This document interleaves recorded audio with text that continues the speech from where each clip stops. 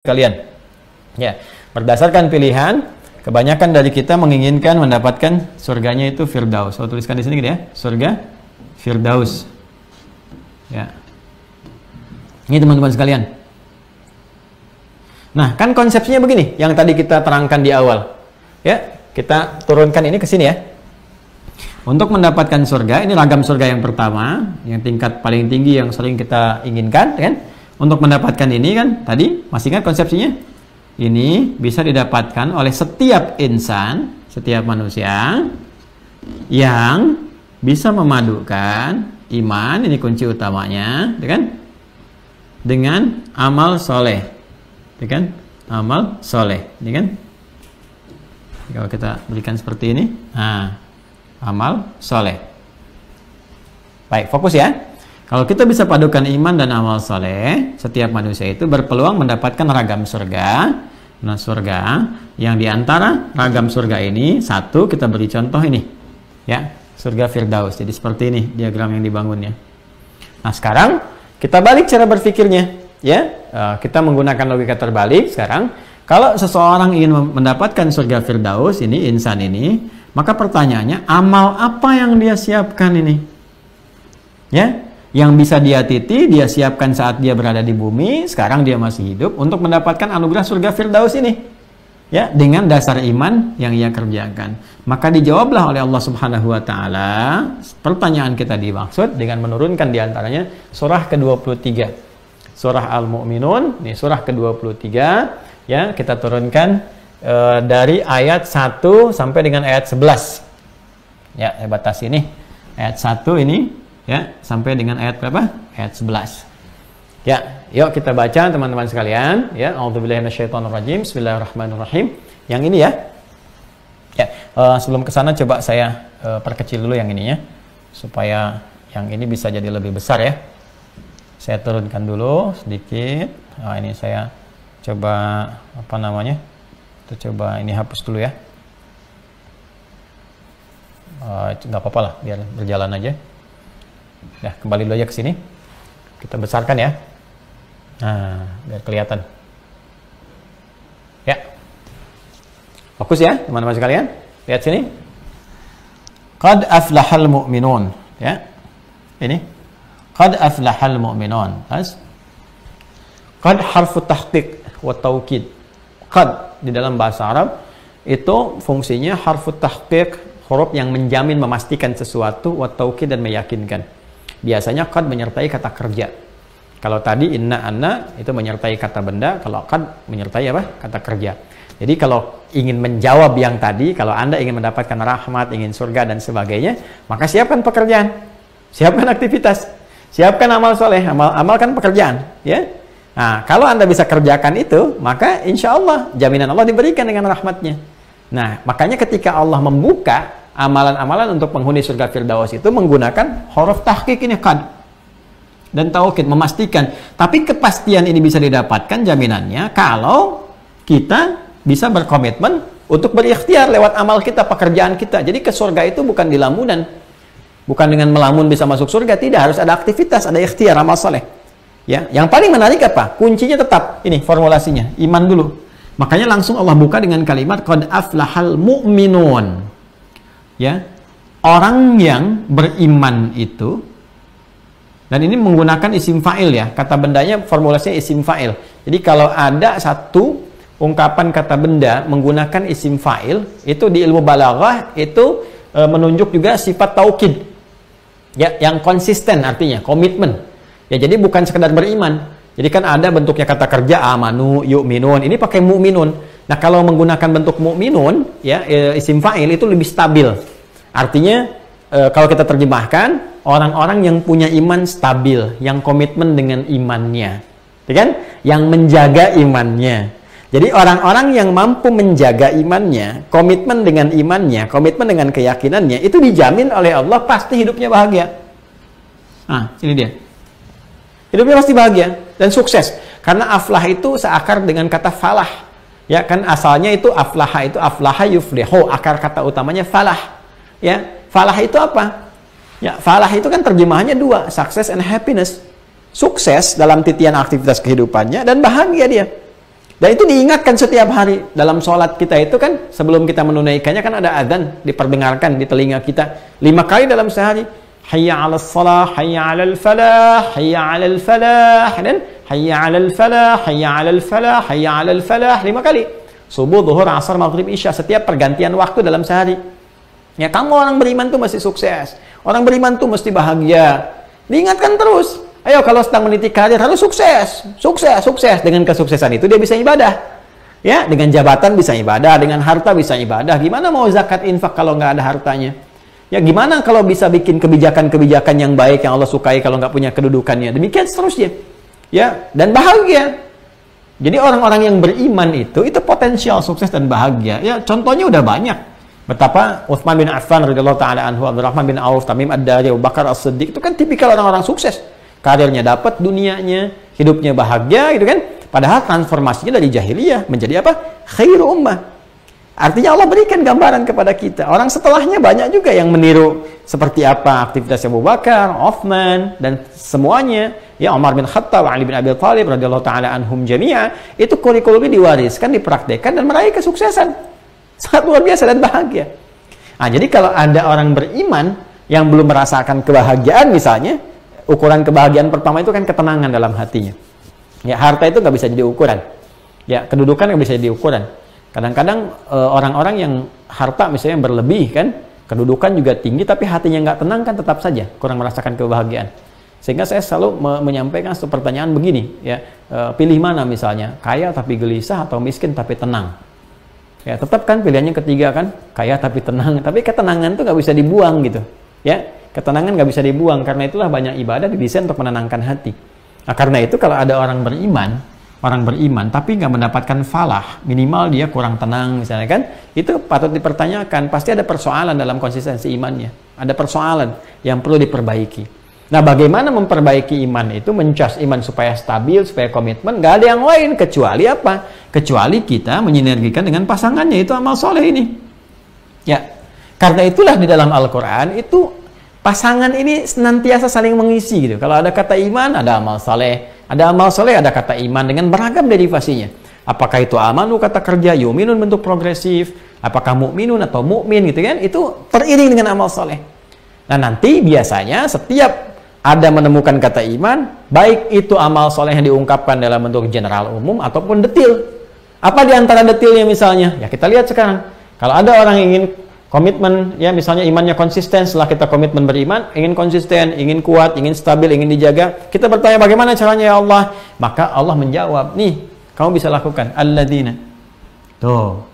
Sekali lagi bentuknya alladzina. Sama dengan yang ini ketika kita mendapatkan Al-Baqarah ayat 25 itu yang telah kita bahas, wabasyiril ladzina. Artinya bahagia itu milik semua orang, milik semua hamba. Bukan milik si kaya saja, bukan milik misalnya si yang punya kedudukan saja, bukan milik si yang punya ilmu saja, milik semua, milik kita. Ya, tapi hak kita itu mesti diikhtiarkan lewat apa? Kewajiban kita. Ya, kata Allah alladzina. Orang-orang yang bisa mendapatkan kebahagiaan, keberuntungan, kesuksesan, orang beriman itu, maka syaratnya harus bisa dikuatkan lewat amal soleh. Satu, hum fi sholatim, mereka itu, ini tanpa kecuali, fi sholatim khasyi'un. Satu, gitu kan? Nah, ini sangat menarik teman-teman sekalian. Mohon izin, saya pindahkan dulu ini, supaya bisa didetilkan. Nah, sini aja. Nah, yang ini saya pindahkan sini ya, teman-teman sekalian ya. Ini satu, amalannya. Salat yang khusyuk, satu kan, salat yang khusyuk. Terus dua, teruskan ya, walladzina hum 'anil lagwi mu'ridun, kan, meninggalkan segala yang sia-sia, ya kan, dia abai atau meninggalkan kepada yang segala yang sia-sia, ya, segala yang sia-sia yang tidak bermakna, ya. Kemudian yang ketiga, nih, walladzina hum lizzakati fa'ilun, orang-orang yang dia mampu berzakat. Nah, nanti kita akan turunkan ini. Kemudian walladzina hum li furujihim hafizun, menjaga kehormatan dirinya. 4, jaga kehormatan, ya. Tidak selingkuh, tidak berzina, ya kan? Nah, illa ala azwajihim aw ma malakat aymanuhum fa innahum ghairu malumin, kecuali pada pasangan yang sahnya. Ini ya, yang keempat ini didetilkan kembali. Jaga kehormatan, jangan sampai selingkuh, jangan sampai berzina, jangan macam-macam, kecuali silahkan salurkan hasrat seksual dan sebagainya kepada pasangan yang sahnya. Kemudian famani bataqa wara dzalika faulaika humul adun. Siapa yang melampaui batas itu, itu yang sesungguhnya sedang merugikan dirinya sendiri. Ya, dia sedang mencelakakan dirinya sendiri. Jadi kalau orang-orang yang melampaui batas ini semacam konsepsi tadi misalnya kan, sudah punya pasangan, ternyata mohon maaf istikharah untuk mencari istri orang misalnya kan, itu kan nggak tepat gitu ya.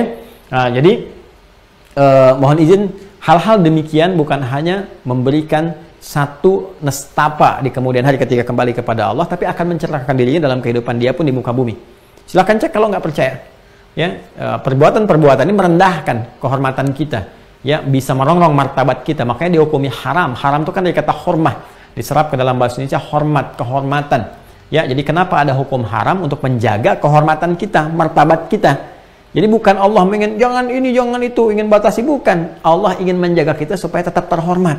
Makanya muncul hukum haram. Kenapa korupsi diharamkan? Karena ketika ada seorang yang korupsi, itu bisa menurunkan martabat kehormatan dia. Bukan cuma di hadapan Allah, di hadapan manusia pun runtuh.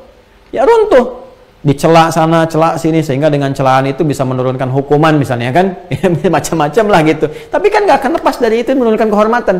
Orang yang menyogok menurunkan kehormatan, orang yang ya merampok menurunkan kehormatan, dipajang di hadapan orang, ini perampok loh gitu kan. Nah ini kan menjadi persoalan teman-teman sekalian. Nah teruskan, walladzina hum li amanatihim wa ahdihim ra'un, mereka yang menjaga amanat, ya kan? Nanti turunannya banyak ya, nanti kita terangkan lebih detail lagi. Kemudian walladzina hum 'ala shalawatihim yuhafizun. Nah, kalau yang ini kan salatnya khusyuk, ini menjaga salat, ditekankan lagi. Jaga salat, ya. Nah, nanti kita akan turunkan apa kaitan nomor 1 dengan nomor 6. Nah, saya ingin detilkan yang paling menarik di sini. Perhatikan baik-baik. Ulaika humul warithun. Nah, maka orang-orang yang bisa konsisten mengerjakan ini 6 pokok, 7 sebetulnya dengan pokok yang pertama itu, yaitu aspek keimanannya yang konsisten. Mereka ini ulaika humul warithun. Mereka ini adalah para pewaris, kata Allah. Para pewaris. Pewaris apa? Alladzina yarithuna al-firdausa. Firdausa hum fiha khalidun. Yaitu orang-orang yang mewarisi surga Firdaus. Masya Allah. Dan mereka dijamin kekal dalam kenikmatan surga itu. Jadi ada pewaris surga Firdaus, ahli surga Firdaus yang sedang beraktivitas di bumi. Kalau Anda ingin melihat para ahli surga Firdaus beraktivitas di bumi, nih cek 7 hal ini. Ya, dia punya komitmen keimanan yang hebat, yang kuat. Kalau sholat tuh Masya Allah gitu kan. Mau di rumahnya berjamaah dalam situasi yang nggak mungkin ke masjid, bisa dia khusyuk, bisa tenang enak dalam sholat, di masjid pun dia bagus tuh kan. Ya, dalam suasana dimanapun terpelihara sholatnya tuh. Ya, seakan-akan merasa diawasi oleh Allah sepenuhnya. Dalam sholatnya, dalam bacaannya, dalam sujudnya, terasa khusyuk itu bisa dirasakan oleh kita semua. Ada kenikmatan tertentu yang tak bisa terganggu dengan suasana apapun itu. Nanti itu ada babnya sendiri. Bagaimana cara sholat khusyuk, ada babnya sendiri. Ya, jadi kalau kita ingin mendapatkan ya satu jaminan dari Allah sebagai pewaris surga Firdaus, maka syarat yang pertama, pelihara iman kita dengan cara satu, mencoba sedapat mungkin menunaikan salat dengan khusyuk. Kemudian yang kedua ini, ya, walladzina hum 'anil lagwi mu'ridun, mereka meninggalkan, mengabaikan segala yang nggak penting dalam kehidupan. Yang nggak penting, berkata yang tidak penting, melihat yang nggak penting, mendengar yang nggak penting. Tuh calon penghuni surga Firdaus. Nah, jadi kalau masih berkata hal-hal yang nggak penting, update status yang nggak penting, ya mohon maaf lah, ada debu sedikit bikin status, ya kan? Ya, lampu merah tiba-tiba jadi biru, harusnya hijau, bikin status, macam-macam lah. Hal-hal yang sifatnya nggak harus di-update pun di-update juga. Yang harusnya nggak di-broadcast juga, itu nggak penting namanya. Maka belum masuk ke dalam kualifikasi ini. Ya, melihat yang nggak penting, mendengar yang nggak penting, berpikir yang nggak penting, maka kita harus bisa beralih kepada aspek-aspek yang memang positif, yang esensial sesuai dengan kualifikasi ini. Ya, ini berzakat, orang-orang yang berusaha untuk bisa berzakat. Walladzina hum lizzakati fa'ilun. Untuk zakat itu kan perlu harta. Jadi orang-orang ini mencari harta itu bukan hanya untuk memamerkan hartanya. Kalau yang sudah pamer itu banyak, teman-teman. Ya, saya ingin cuma sampaikan kalau ada orang orientasi mencari harta, memperbanyak harta untuk memamerkan hartanya di hadapan banyak orang, menunjukkan bahwa dia orang kaya dengan segala tampilannya, itu terlambat sekali. Karena dulu sudah ada Qarun misalnya, dan Qarun disebutkan wa inna mafatihahu latanu bil usbah, bagaimana kunci-kunci berangkasnya saja, gudang-gudangnya itu nggak bisa dipikul oleh para bodyguardnya saking kaya dan sebagainya, tapi tenggelam juga. Di kisah surat Al-Kahf kan, ya, kisah kedua yang viralnya setelah kisah para pemuda itu kan kisah siapa? Dua pemilik kebun kan, pemilik dua kebun yang berdialog memamerkan kebunnya dan sebagainya. Kan ada 4 kisah viral kan di surah Al-Kahf itu, kisah para pemuda, kisah pemilik dua kebun, dialog dengan orang kaya dengan sahabatnya yang biasa. Dan kisah Nabi Musa kan dengan orang saleh ya, bernama Khidir, atau disebut juga dengan Nabi Khidir. Nah, di dalamnya ada asisten yang Yusha bin Nun itu. Yang keempat Dzulkarnain kan. Baik, jadi di kisah itu udah banyak gitu. Ya, di Al-Baqarah juga ada bagaimana Allah mengisahkan tentang seseorang yang di ayat 266 itu ya, sampai dengan ke bawahnya itu kita akan lihat bagaimana seseorang yang punya kebun banyak dan sebagainya, tapi semua itu hancur. Ada karena musibah yang dikirimkan, ada yang kebakaran, ada yang macam-macam dan sebagainya. Jadi kalau cuma memperbanyak harta dan untuk menampilkan dalam kehidupan dunia saja, ya mohon maaf, itu bukan kualifikasi yang ini. Jadi orang-orang penghuni Firdaus itu bisa jadi dia itu bisnismen, pengusaha. Kalau sekarang dia punya hotel misalnya kan, dia punya resto, dia punya perusahaan ini, perusahaan ini, tapi niat dia mengumpulkan itu semua itu tujuannya untuk mengamalkan spirit Firdausi dalam Al-Quran. Dia bisa zakat, dia bisa berbagi ibadah lewat hartanya. Jadi mengumpulkan harta itu buat ibadah gitu. Itu yang keren tuh. Yang keren tuh yang itu. Ya, jadi yang keren tuh bukan tampil berdasi tapi membawa banyak dosa. Yang keren itu ketika dia tampil dengan segala kebaikannya itu ya untuk bisa mendapatkan ridha Allah dan mencapai apa yang diharapkan nih. Ya. Ini yang paling luar biasa. Kemudian kita lanjutkan ya, walladzina hum li furujihim hafizun, menjaga kehormatan dirinya ya, jaga diri baik-baik, itu sudah tadi saya sampaikan ya. Walladzina hum li amanatihim wa ahdihim ra'un, mereka menjaga amanat, janji-janjinya. Amanat itu banyak nanti ya, nanti babnya, ini babnya semua tersendiri, kita bisa detailkan lagi di Al-Quran, nanti banyak ayatnya. Saya baru berikan gambaran umum saja ya. Maaf, istri untuk suami adalah amanat, suami untuk istri adalah amanah, anak itu amanah bagi orang tua amanah bagi anak. Jangan jauh-jauh dulu ya, ke kedudukan misalnya, ke harta, jangan jauh-jauh. Diri kita pun amanah. Ini mata kita ini punya siapa? Jangan jauh, punya kita, yang punya Allah. Kan kita katakan Al-Baqarah ayat 156 itu, alladzina idza asabathum musibah qalu inna lillahi wa inna ilaihi raji'un. Quran surah kedua ayat 156. Kan kita selalu mengatakan semua itu milik Allah. Inna, bahkan diri kita pun lillah, semua punya Allah. Ini mata ini punya Allah, dititipkan ke kita ya, untuk digunakan ibadah, untuk mendapat rahmat Allah Subhanahu wa taala. Semua milik Allah, semua, kita nggak punya apa-apa, termasuk diri kita. Makanya ketika Allah titipkan kepada kita untuk digunakan, sebetulnya maslahatnya kembali kepada kita lagi, maka gunakan dengan baik. Jaga amanah ini, jaga amanah lisan untuk melihat, mendengar ya, telinga mendengar, mata melihat, lisan bicara. Jaga amanah lisan untuk bicara yang baik, telinga mendengar yang baik, sampai ke ujung kaki melangkah yang baik. Itu amanah. Setelah itu baru keluar dari tubuh kita, pakaian kita. Kita sebagai anak, orang tua amanah, bahagiakan orang tua, berbakti yang baik. Orang tua, anak itu amanah, didik yang baik dan sebagainya, sampai pasangan dan sebagainya, sampai kehidupan dan pekerjaan kita. Tuh, babnya luas sekali. Ya, jadi penghuni surga Firdaus itu, teman-teman sekalian, wah, bisa jadi presiden, bisa menteri, bisa gubernur, bisa bupati, bisa pebisnis, siapapun. Tapi sifatnya ini.